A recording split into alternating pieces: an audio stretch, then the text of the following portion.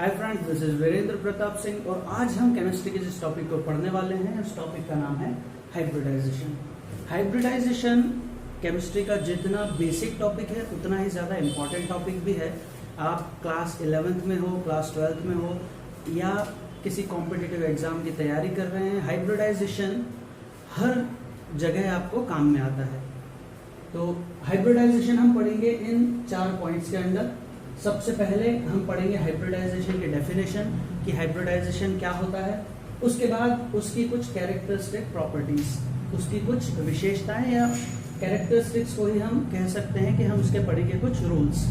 इसके बाद हम एक एग्जाम्पल देखेंगे हाइब्रिडाइजेशन का, जिससे आपको पूरी जो थ्योरी होगी वो क्लियर हो जाएगी। उसके बाद हम पढ़ेंगे हाइब्रिडाइजेशन के कुछ कंडीशंस। इसके बाद इस वीडियो के बाद मैं एक वीडियो और अपलोड करूंगा जिसमें मैं हाइब्रिडाइजेशन के कुछ और इम्पॉर्टेंट एग्जांपल्स लूंगा। तो आइए दोस्तों, हम लोग स्टार्ट करते हैं। हाइब्रिडाइजेशन क्या होता है? हाइब्रिडाइजेशन को हम लोग हिंदी में कहते हैं संकरण। तो पॉलीएटॉमिक मॉलिक्यूल्स जिनमें एक से ज़्यादा एटम्स हो, जैसे BeCl2, BF3, SF6, PCl5, CH4, ऐसे मॉलिक्यूल्स जिसमें एक से ज़्यादा एटम हो उन्हें हम कहते हैं पॉलीएटॉमिक मॉलिक्यूल्स। तो इन पॉलीएटॉमिक मॉलिक्यूल्स की ज्योमेट्री क्या होगी, इसको एक्सप्लेन करने के लिए सबसे पहले पॉलिंग ने हाइब्रिडाइजेशन वर्ड को इंट्रोड्यूस किया था। हाइब्रिडाइजेशन होता क्या है? तो हाइब्रिडाइजेशन जब बॉन्ड फॉर्मेशन होता है,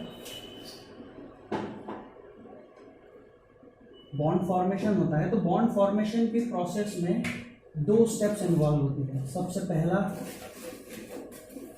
हाइब्रिडाइजेशन और दूसरा ओवरलैपिंग। जब ये 2 प्रोसेस कंप्लीट होती है तब जाके 2 एटम्स के बीच में बॉन्ड बनता है। हाइब्रिडाइजेशन की प्रोसेस में ऑलमोस्ट सेम एनर्जी के ऑर्बिटल्स आपस में इंटरमिक्स होते हैं और उसके बाद उनके बीच में एनर्जी का रीडिस्ट्रीब्यूशन होता है।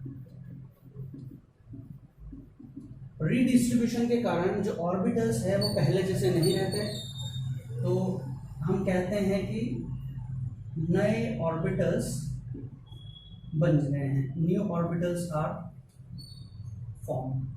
ये नए बने हुए ऑर्बिटल्स कहलाते हैं हाइब्रिड ऑर्बिटल और इस पूरी प्रोसेस को हम कहते हैं हाइब्रिडाइजेशन।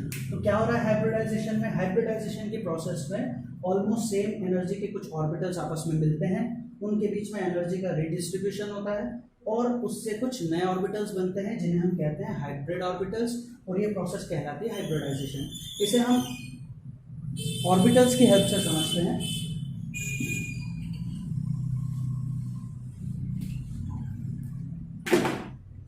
अब देखिए, मान लेते हैं हम 2s2 और 2p3, ये हमारे पास ऑर्बिटल है। इलेक्ट्रॉनिक कॉन्फ़िगरेशन मैंने लिखा है। इस s ऑर्बिटल में आप जानते हैं हम एक ही बॉक्स को बनाते हैं, p ऑर्बिटल में हम 3 बॉक्स बनाते हैं। तो ये s ऑर्बिटल है, ये पूरा p सबशेल है और इन एक बॉक्स को हम कहते हैं p ऑर्बिटल्स। अब ये जो ऑर्बिटल है, ये s ऑर्बिटल और ये 3 p ऑर्बिटल, क्योंकि ये एक ही शेल में प्रेजेंट है इसलिए इनकी एनर्जी ऑलमोस्ट इक्वल है।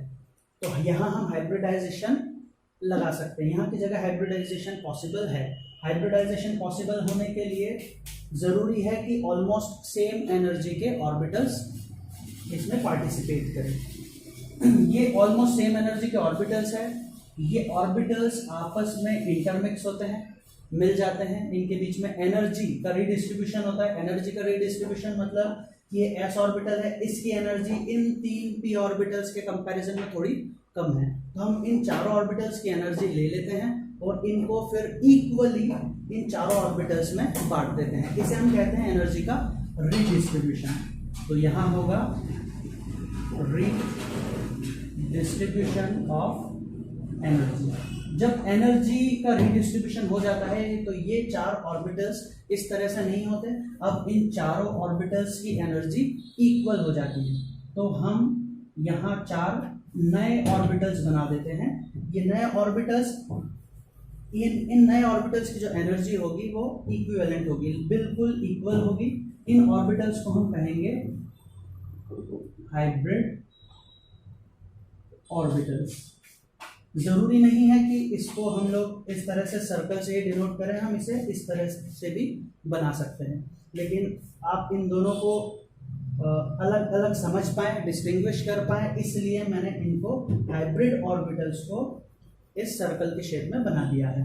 तो हाइब्रिडाइजेशन की प्रोसेस में क्या हुआ है, ऑलमोस्ट सेम एनर्जी के ऑर्बिटल्स आपस में मिले हैं, उनके बीच में एनर्जी का रिडिस्ट्रीब्यूशन हुआ है और उससे बने हैं कुछ नए ऑर्बिटल्स जिनको हमने कहा है हाइब्रिड ऑर्बिटल्स, और ये पूरी प्रोसेस कहलाती है हाइब्रिडाइजेशन। चलिए आगे बढ़ते हैं और देखते हैं हम रूल्स ऑफ हाइब्रिडाइजेशन के बारे में। हाइब्रिडाइजेशन के क्या क्या रूल्स है या उसकी क्या क्या कैरेक्टरिस्टिक प्रॉपर्टीज है। हाइब्रिडाइजेशन में हमने सबसे पहली कैरेक्टरिस्टिक प्रॉपर्टी जो देखेंगे वो है कि हाइब्रिडाइजेशन एक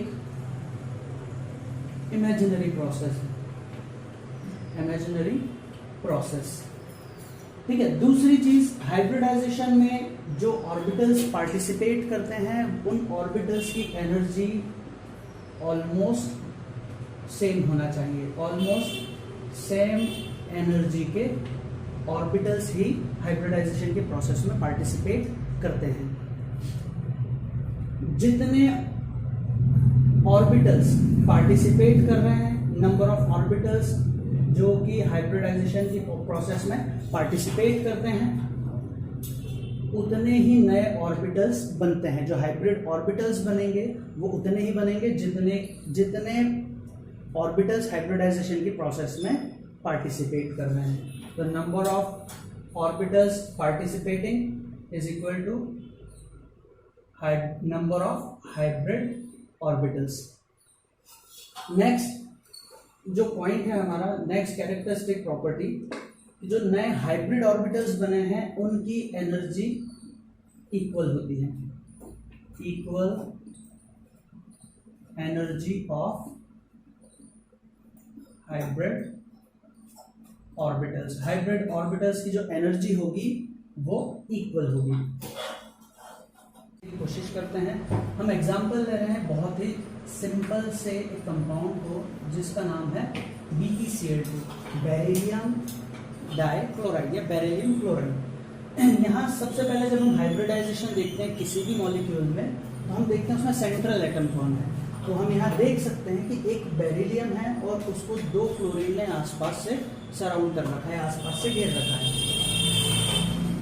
तो यहाँ जो सेंट्रल एटम होगा वो होगा बेरिलियम। तो सबसे पहले हम लोग देखते हैं कि सेंट्रल एटम कौन है। सेंट्रल एटम है बेरिलियम। तो बेरिलियम आता है हमारा hydrogen, helium, lithium, beryllium 4 number पे। तो बेरिलियम आता है 4 नंबर पे। हम इसका इलेक्ट्रॉनिक कन्फिग्रेशन लिखते हैं 1s2 2s2 2p0। हमारे पास 4 इलेक्ट्रॉन है। फर्स्ट शेल में s ऑर्बिटल है जिसमें 2 इलेक्ट्रॉन है। सेकंड शेल में s ऑर्बिटल के साथ p ऑर्बिटल भी होता है, लेकिन हमारे पास 4 ही इलेक्ट्रॉन थे। 2 इलेक्ट्रॉन s ऑर्बिटल में चले गए, बचे हुए 2 इलेक्ट्रॉन 2s ऑर्बिटल में चले गए। p ऑर्बिटल यहाँ की जगह खाली है। हाइब्रिडाइजेशन की प्रोसेस में हम लोग सिर्फ वैलेंस शेल को ही कंसिडर करते हैं। वैलेंस शेल मतलब सबसे बाहर वाले शेल को ही कंसिडर करते हैं। इस अंदर वाले शेल को हाइब्रिडाइजेशन में हम लोग कंसिडर नहीं करते। तो अब हम क्या करेंगे, अब हम इस वैलेंस शेल के ऑर्बिटल्स को बना लेते हैं। ये है 2s ऑर्बिटल और ये है 2p ऑर्बिटल। p ऑर्बिटल में 3 बॉक्स होते हैं, p सब शेल में 3 बॉक्स होते हैं। s ऑर्बिटल में क्योंकि 2 इलेक्ट्रॉन है तो मैं यहाँ 2 इलेक्ट्रॉन फिल कर देता हूँ। p ऑर्बिटल क्योंकि खाली है इसलिए मैं इसे खाली छोड़ देता हूँ। अब देखिए सबसे पहले हमने क्या किया, सबसे पहले हमने सेंट्रल एटम ढूंढ लिया, उसका इलेक्ट्रॉनिक कॉन्फ़िगरेशन लिख लिया और उसके वैलेंस शेल को ड्रॉ कर लिया। तो हमारा पहला स्टेप कंप्लीट हो गया। दूसरे स्टेप में हम क्या करते हैं, स्टेप नंबर 2 में हम देखते हैं कि ये बेरिलियम जो है, सेंट्रल एटम जो है, कितने बॉन्ड बना रहा है। तो 2 क्लोरीन से जुड़ा हुआ है तो 2 बॉन्ड बना रहा है। तो जितने हमें बॉन्ड बनाने हैं कंपाउंड में, उतने अनपेयर्ड इलेक्ट्रॉन, उतने सिंगल इलेक्ट्रॉन की जरूरत होती है। यहाँ जो बेरिलियम की ग्राउंड स्टेट है, इस स्टेट को हम ग्राउंड स्टेट कहते हैं।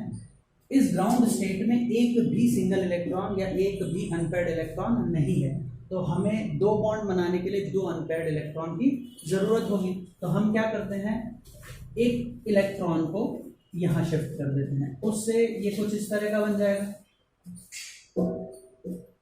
यहाँ एक इलेक्ट्रॉन रह जाएगा और एक इलेक्ट्रॉन चला जाएगा यहाँ। ये हमने जो किया है, इस इलेक्ट्रॉन को यहाँ से यहाँ शिफ्ट किया है, इसे हम कहते हैं promotion of electron. Promotion of electron के लिए एनर्जी कहाँ से मिलती है? तो प्रमोशन ऑफ इलेक्ट्रॉन के लिए एनर्जी हमें मिलती है कोवेलेंट बॉन्ड के फॉर्मेशन से। इतना डिटेल में हम नहीं देख रहे हैं, अभी हम देख रहे हैं बेरिलियम क्लोराइड में हाइब्रिडाइजेशन। बेरिलियम क्लोराइड में हाइब्रिडाइजेशन क्या क्या किया हमने? सबसे पहले सेंट्रल एटम देख लिया, उसका इलेक्ट्रॉनिक कॉन्फ़िगरेशन लिख लिया, वैलेंस शेल को इस तरह से बना लिया, ड्रॉ कर लिया। और वैलेंस शेल में हमने देखा कि एक भी अनपेयर्ड इलेक्ट्रॉन नहीं है, लेकिन मुझे कंपाउंड में 2 बॉन्ड बने हुए दिख रहे हैं, तो मैं क्या करूंगा, एक इलेक्ट्रॉन को यहाँ शिफ्ट कर दूंगा। अब मेरे पास 2 अनपेयर्ड इलेक्ट्रॉन है, पर ये स्टेट अब ग्राउंड स्टेट नहीं कहलाएगी, ये स्टेट कहलाएगी एक्साइटेड स्टेट, उत्तेजित अवस्था। अब हमने देखा हाइब्रिडाइजेशन के लिए जरूरत क्या होती है, ऑलमोस्ट सेम एनर्जी के ऑर्बिटल्स की। ये भी 2s है, ये 2p है, दोनों सेकेंड शेल में है, तो दोनों की एनर्जी ऑलमोस्ट सेम है।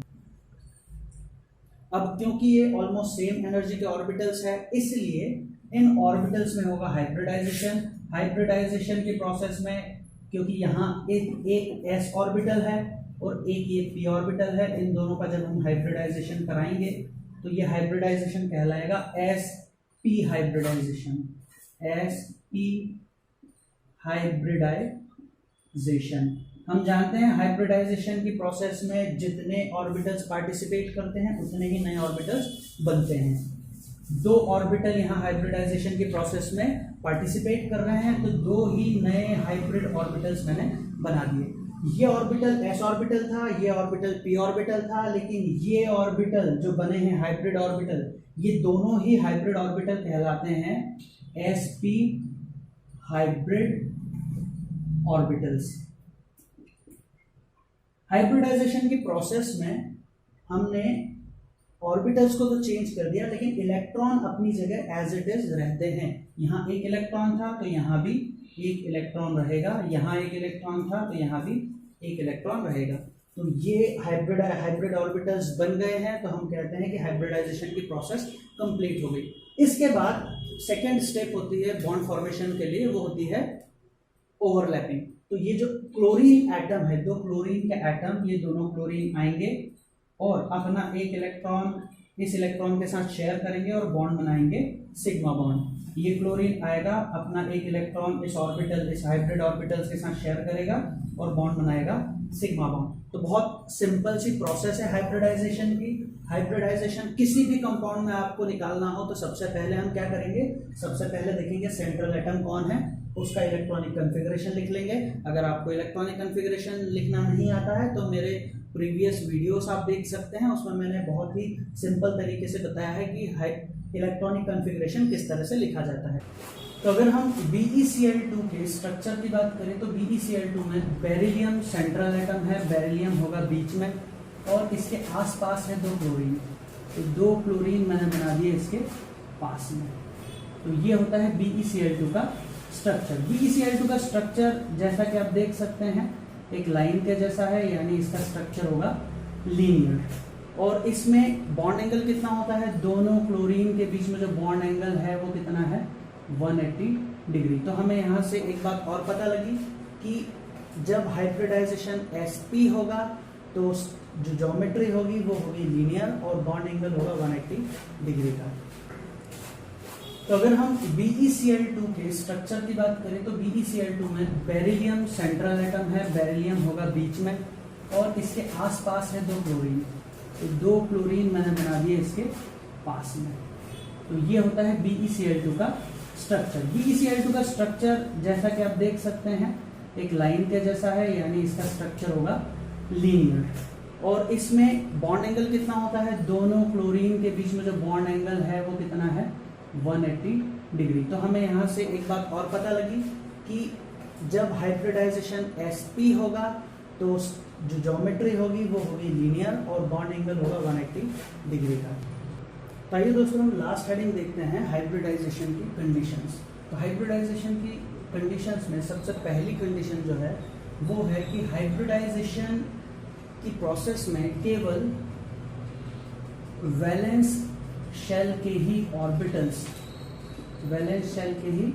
ऑर्बिटल्स पार्टिसिपेट करते हैं। दूसरी जो कंडीशन है हाइब्रिडाइजेशन की कि जो वैलेंस शेल के ऑर्बिटल्स पार्टिसिपेट कर रहे हैं इनकी जो एनर्जी है, इनकी जो एनर्जी होगी वो होगी ऑलमोस्ट इक्वल। इनकी एनर्जी में ज़्यादा डिफरेंस नहीं होना चाहिए, ये भी हाइब्रिडाइजेशन की एक कंडीशन है। तीसरी कंडीशन है कि हाइब्रिडाइजेशन की प्रोसेस में केवल ऑर्बिटल्स ही पार्टिसिपेट करते हैं, इलेक्ट्रॉन्स पार्टिसिपेट नहीं करते। चौथी जो कंडीशन होगी वो कंडीशन है कि हाइब्रिडाइजेशन की प्रोसेस में प्रमोशन ऑफ इलेक्ट्रॉन जो है वो ज़रूरी नहीं होता। और लास्ट कंडीशन है कि हाइब्रिडाइजेशन की प्रोसेस में ज़रूरी नहीं है कि हाफ फिल्ड ऑर्बिटल ही पार्टिसिपेट करे, हाफ फिल्ड ऑर्बिटल्स के साथ साथ कभी कभी फुल फिल्ड ऑर्बिटल्स भी पार्टिसिपेट कर सकते हैं। तो this is all about hybridization. अगर आपको ये वीडियो अच्छा लगा हो तो please do like and subscribe and thanks for watching this video.